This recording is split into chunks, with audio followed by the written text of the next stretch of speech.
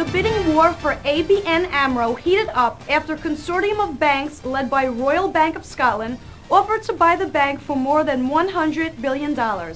All this just a few days after the bank received an offer from Barclays.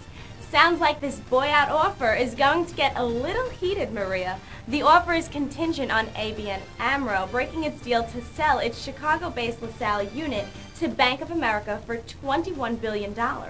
Meanwhile, the fast food chain Wendy's announced on Wednesday that it's considering selling the company, Vic. The announcement came as the U.S. hamburger chain also reported a sharp drop in quarterly earnings. Net income was $14.9 million, or 15 cents per share, compared with $51.2 million, or 45 cents per share a year ago. Shares of Wendy's surged more than 12% in after-hours trading on Wednesday. So from first quarter results from the jungle to earnings results flying first class to taking your Wendy's burger to go, thanks for joining us today for your Locate Stock Business headlines. But before we say goodbye, we would like to send a sincere apology to Mike Cornetti.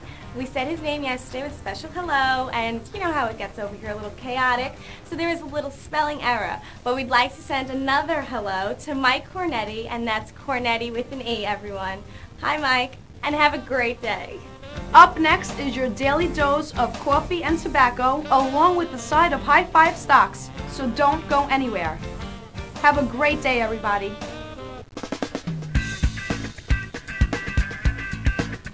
Good morning, everyone, and welcome back to your daily dose of coffee and tobacco. I'm Joe Coffee, and as usual, I'm with my partner in crime, John Tobacco. How are you, John? I'm good, Joe. Good morning, and good morning to all of you out there in Locate Land. We have some great action in today's High Five, Joe.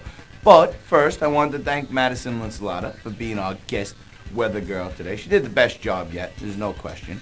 And I want to point out also this morning that the Mets are in first place, and the Yanks, unfortunately, are in last. Not for long, Johnny. And let's not forget that your Mets got hammered yesterday by the Rockies, and the Yankees have their future coming to the mound and then with Phil Hughes. Wow. So don't start getting all Met happy on me yet. Oh, yeah, Joe, I heard all about Phil Hughes. I hear he's already the new Roger Clemens.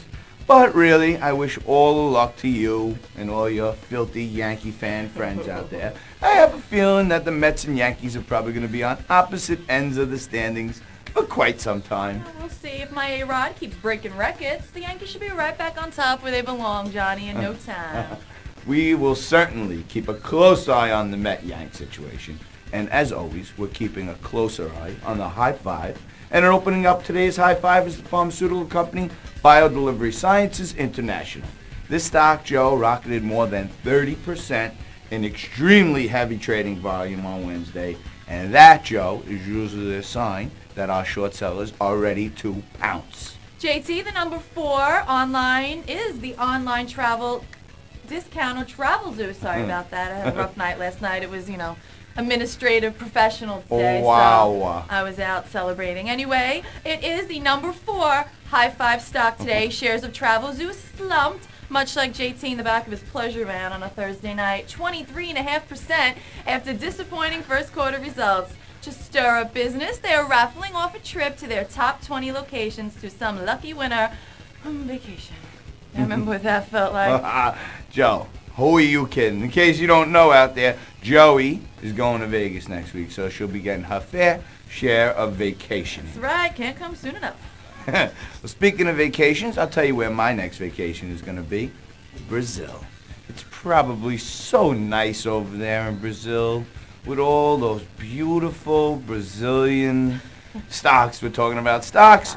The iShares Brazil Index has become something of a regular on the show, Joe, and it's certainly my favorite, and my favorite gained 93 cents on the Amex yesterday. The number 2 High Five stock today is Siemens AG, which also happens to be brand new to the list, John. Not even some solid financial results could slow down the selling frenzy on this one. In trading on the New York Stock Exchange yesterday, Siemens gave up $7.50. Woo! And their list of troubles continues to grow, much like the Yankees disabled. You put that in there? Fantastic. First, Klaus Kleinfeld is leaving the helm. Now word is out that Siemens happens to be the focus of a corruption investigation in both Europe and U.S. So that's pretty rough stuff, John. Wow. Sounds like Siemens, much like the Yankees, is in for a rough road.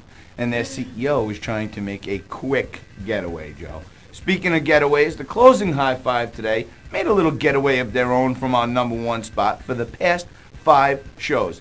In case you haven't guessed who I'm referring to, resuming the #1 spot is the iShares Emerging Markets Index, Joe. And shares of EEM had a little bounce yesterday. They opened up today after gaining $1.35 on the Amex yesterday. Well, today's high five lineup looks like this. Biodelivery Sciences, Travel Zoo, the iShares EWZ, Siemens, and the iShares Emerging Markets as the #1 most difficult to borrow stock on Thursday. Thanks for joining us, everyone. We look forward to seeing you back here tomorrow. Have a good one.